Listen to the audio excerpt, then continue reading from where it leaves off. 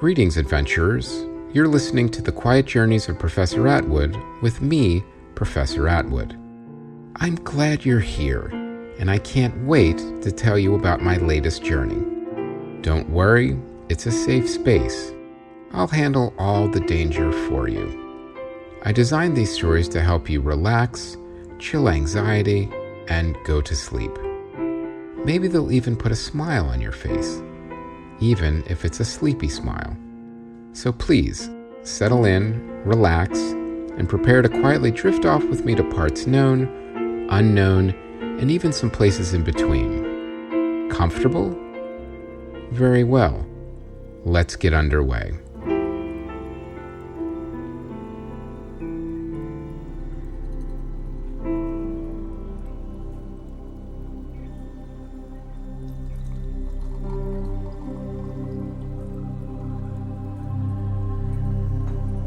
Good evening, adventurers. I hope you're doing well.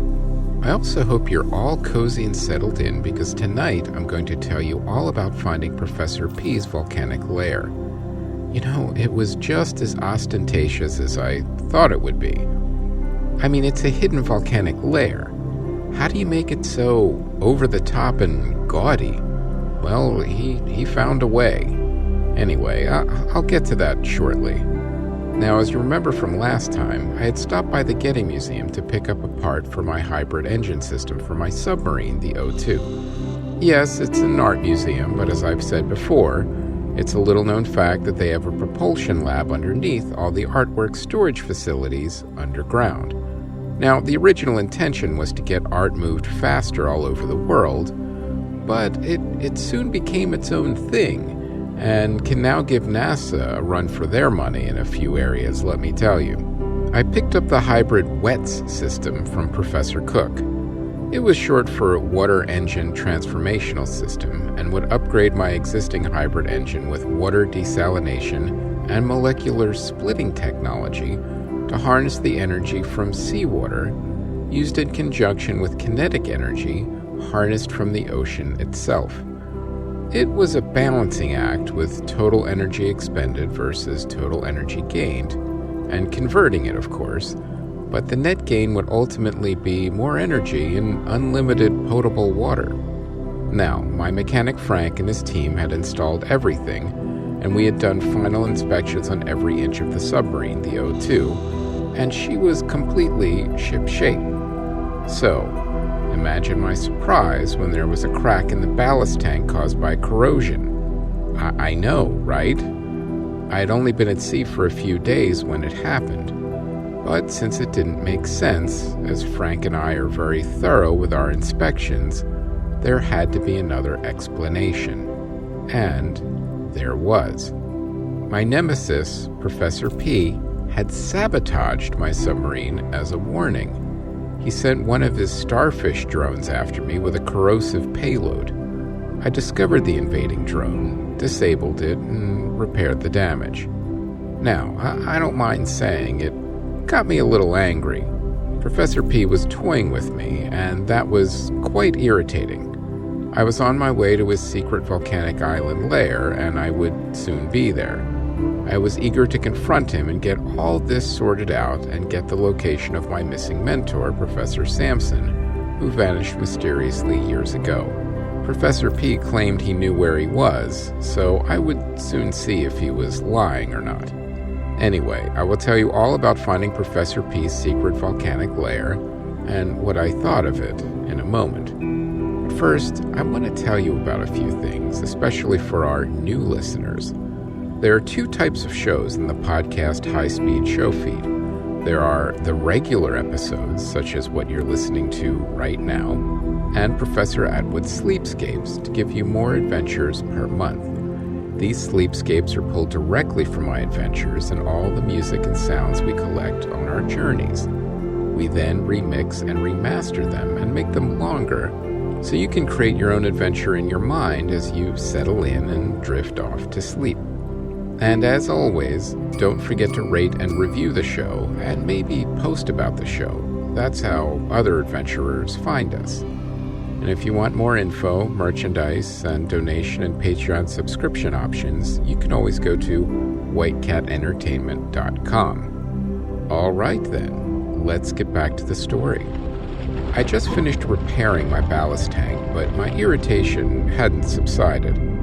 I think this was part of Professor P's plan, to get me a little off balance, as he knows I take pride in vehicle inspections. And to see corrosion on a tank that I just inspected, well, he knew that would get under my skin. But the more I thought about it, the more I thought there was more to this invitation than met the eye, and the theatrics of a messenger raven issuing a challenge was only the beginning. What was Professor P's true game here? What was his motivation? And why now? Was this whole scheme just a plot to humiliate me if I lost this challenge? Which, by the way, I had no intention of doing. There were more pieces to this puzzle, and I would only reveal them once I arrived at his ersatz volcanic island. I was determined to beat him at whatever game he was playing, and to get the location of Professor Sampson, my mentor, who, like I mentioned earlier, had vanished mysteriously years ago. But first, I had to get there, and then figure out exactly what Professor P's game was before I could beat him at it. Now that the repairs were complete, everything was running smoothly again, but I adjusted the exterior sensors to detect sea life-shaped drones in case Professor P sent any more of his corrosion starfish after my submarine. But I don't think he did. He made his point, slowed me down, and got me irritated. So now he was just confidently waiting for me at his lair. You've heard the old saying, a mustache-twirling villain, and if he could grow a mustache, I'm sure he'd be twirling it right now. Have you ever wondered about the origin of that mustache-twirling villain? Well, I have. Remember back to the cartoon Rocky and Bullwinkle? The creator, Jay Ward, created Snidely Whiplash as the main antagonist of Dudley Do-Right of the Mounties. Snidely Whiplash is modeled after classic vaudeville and silent film villain stock characters, dressed all in black with a cloak and a crooked top hat. He was also given green skin, a large crooked nose, and a long handlebar mustache which he twirls with one hand at any opportunity. Hence the homage to the vaudeville mustache-twirling villain. But Jay Ward, who arguably was ahead of his time, took a postmodern approach to Snidely Whiplash. In the cartoon, Snidely is full aware and proud of his status as a villain, and does everything he can both to commit crimes and thwart or even defeat Dudley. His various schemes include robbery, kidnapping, usually Nell Fenwick, attempted murder, foreclosing mortgages, creating a giant monster, and his personal favorite, tying ladies to railroad tracks. Though he is shameless in his villainy, Snidely has at least once expressed frustration and shame for tying ladies to railroad tracks for no reason, claiming he's just got this thing about it. One episode even involves Nell putting on a mock trial for Snidely, revealing that his railroad tying habit was the result of growing up as an orphan with an interest in tying knots, which, due to a lack of proper upbringing, led to tying ladies to railroad tracks. Anyway, I wouldn't be surprised if Professor P took a few cues from the animated Snidely Whiplash.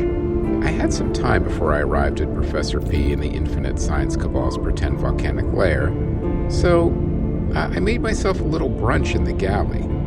I'm a big fan of French toast and brunch in general. I have to say, sometimes I have a hard time picking just one food. But since I had the time, why not make things a little more elaborate? I began to prepare Eggs Benedict with a side of French toast. Sure, it was a little more complicated, but I knew it would be worth it. I'm not a big fan of Canadian bacon, and for Pete's sake, just call it ham. So I would always use regular or turkey bacon instead. I had made the hollandaise sauce in advance already, so that part would be easier. Now, while I thoroughly enjoy eating with friends, family, crew, Martians, and fellow travelers, there is something to be said for just quietly enjoying a meal alone as well. Really enjoying all the tastes and textures and slowly savoring every bite. There's no rush. and you don't have to engage in conversation. It's nice to just have a meditative meal sometimes. And while I ate the delicious French toast with some rich, heated grade A maple syrup, I was thinking about the origins of French toast. As you know, French toast is a dish of sliced bread soaked in beaten eggs and often milk or cream, then pan-fried.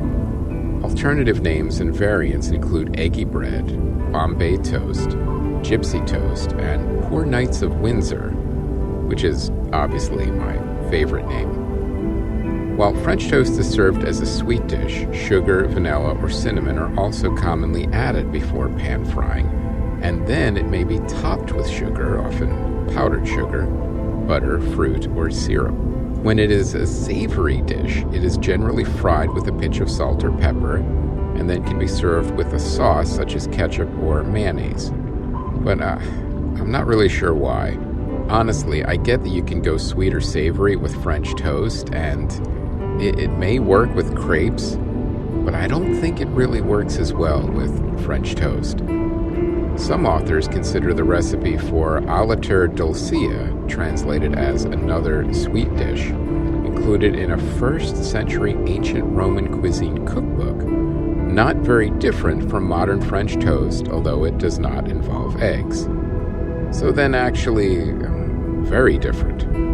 Traditional French toast is often topped with fruit, butter, and cream, like I said, and served with maple syrup.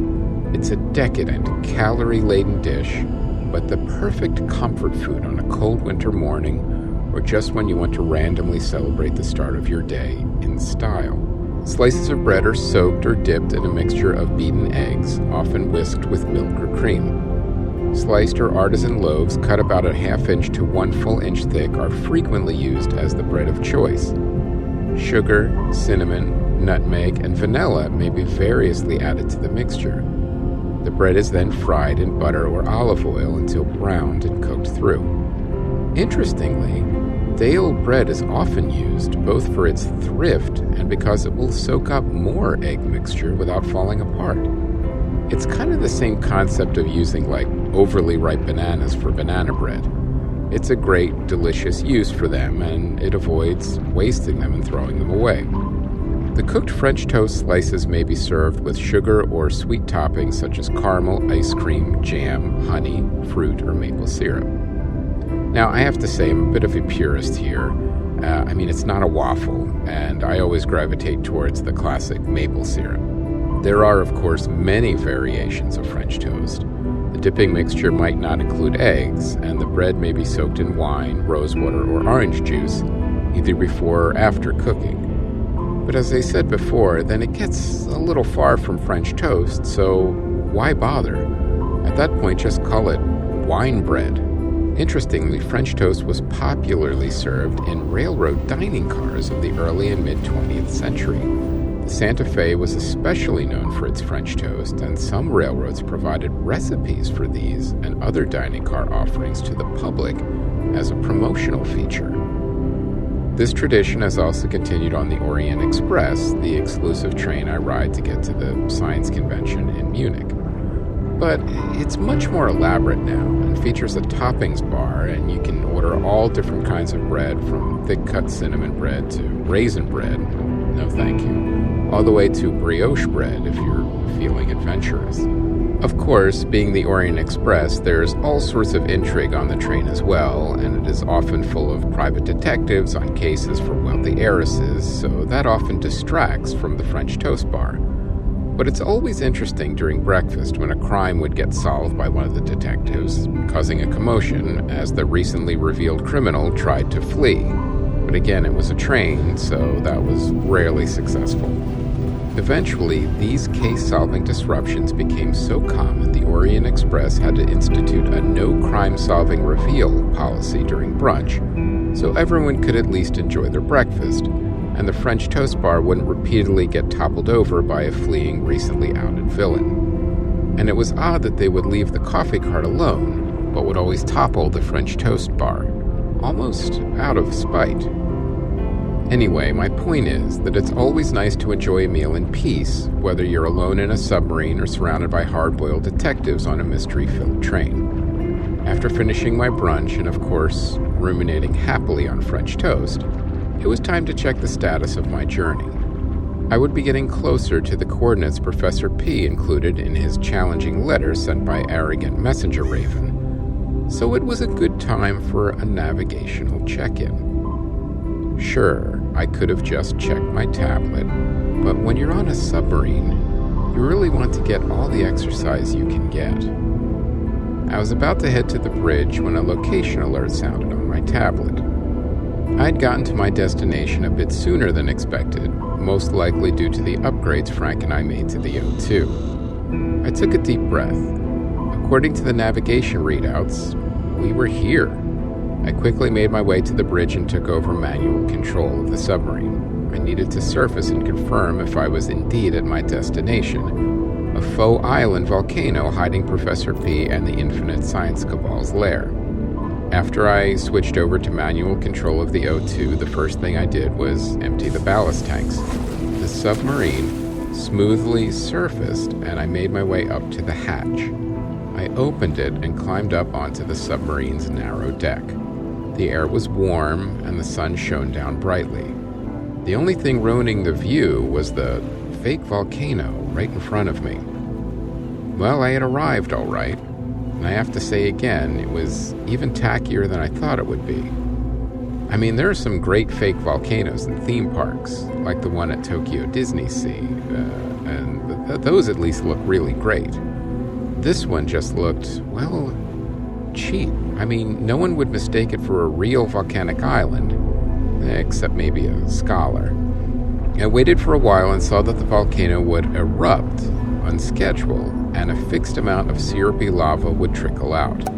I took out my binoculars and noticed that the lava never made it to the ocean, not because Professor P was environmentally conscious, but because he was cheap. So the lava ran into a collection gutter at the bottom of the volcano where it was pumped up and recycled. But that did get me thinking about actual volcanic islands. Now, while Professor P's active volcanic island was a fake, there were plenty of real volcanic islands out there, and as I said before, some are on charts and some are not.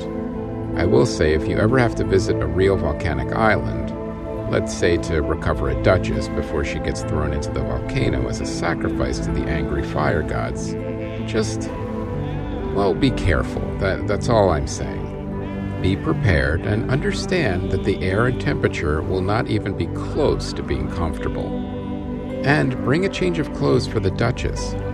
Our scholar was in charge of that, and well, it didn't work out to anyone's satisfaction, let me put it that way. Anyway, geologically, a volcanic island is an island of volcanic origin. The term high island can be used to distinguish such islands from low islands, which are formed from sedimentation or the uplifting of coral reefs, which often are formed on sunken volcanoes. There are a number of volcanic islands that rise no more than 3 feet above sea level, often classified as islets or rocks, while some low islands, such as Banaba, Henderson Island, Makatea, and Nauru, rise over 160 feet above sea level.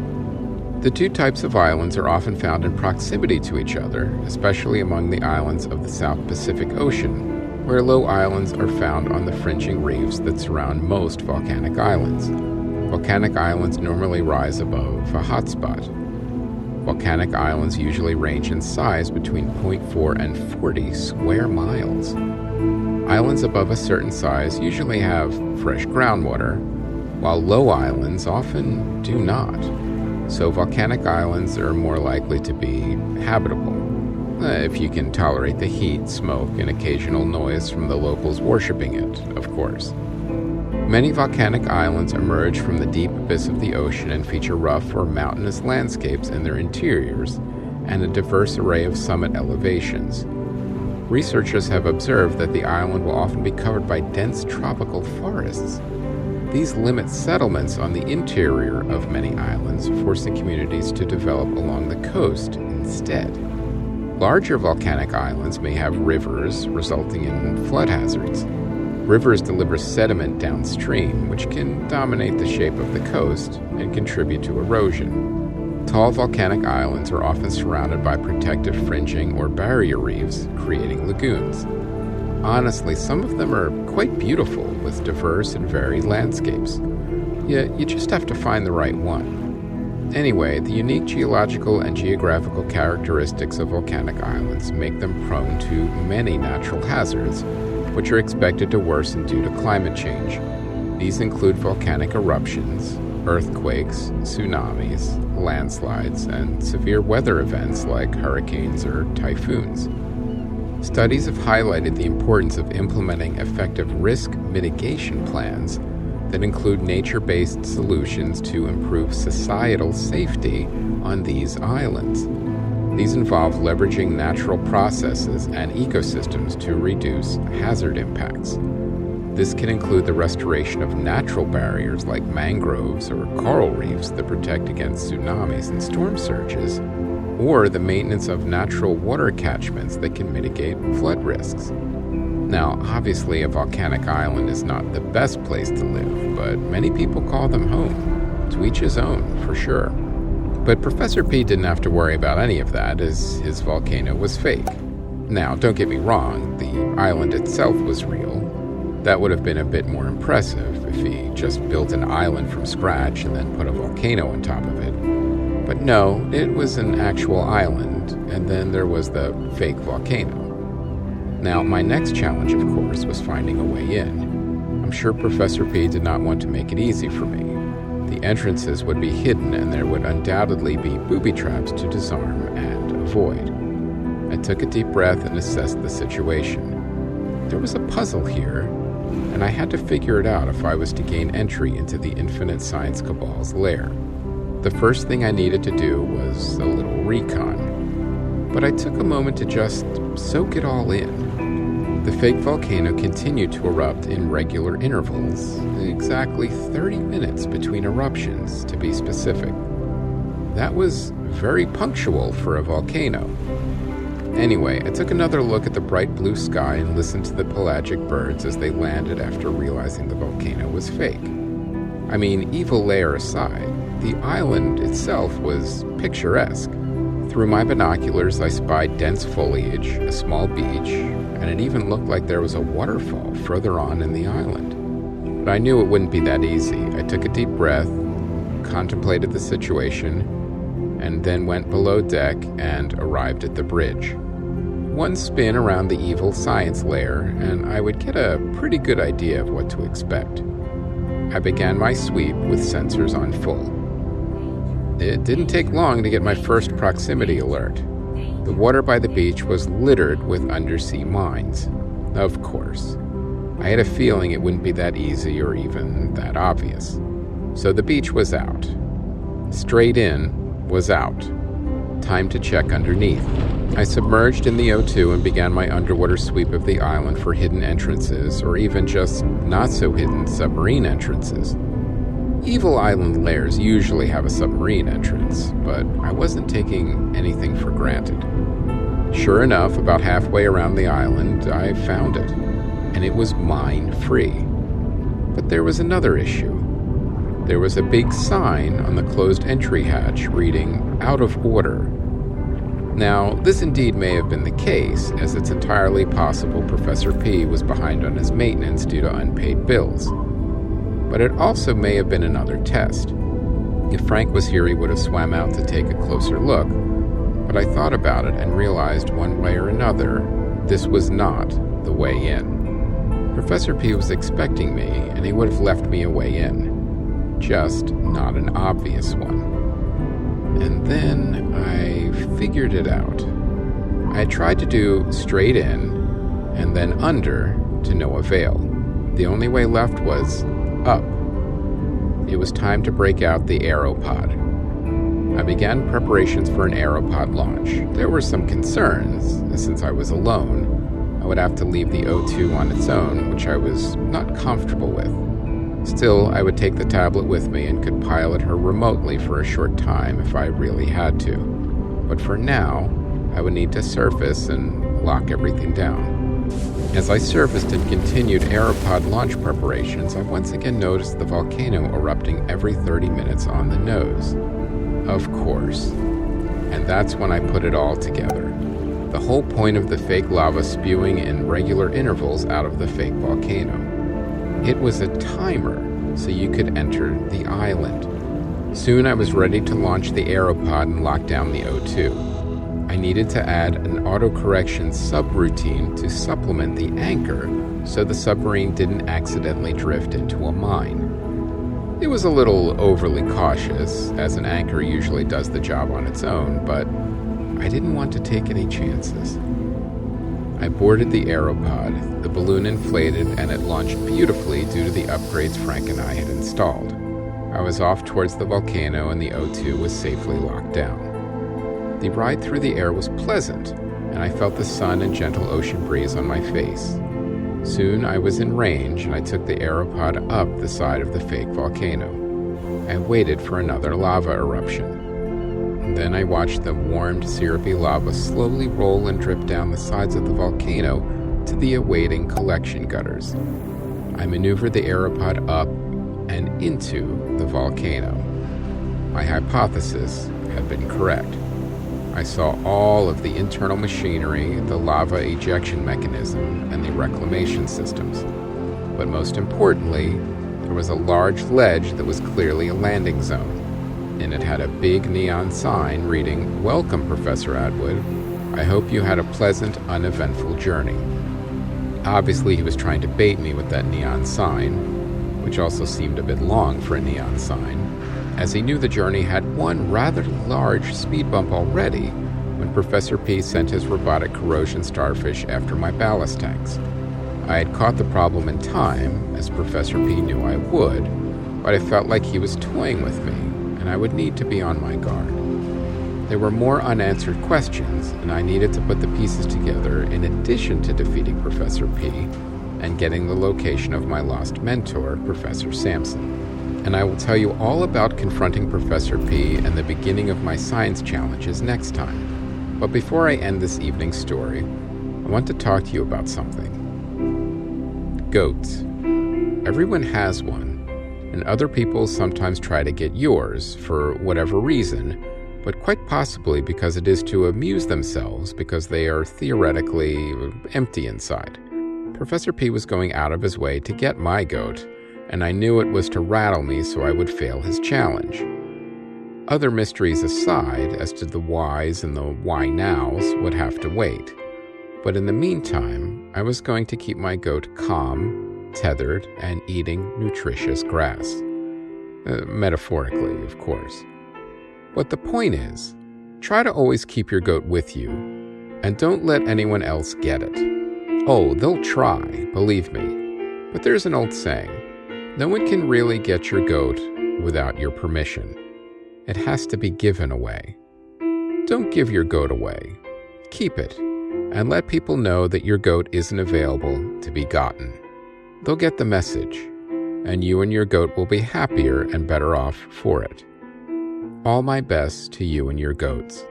Good night, adventurers.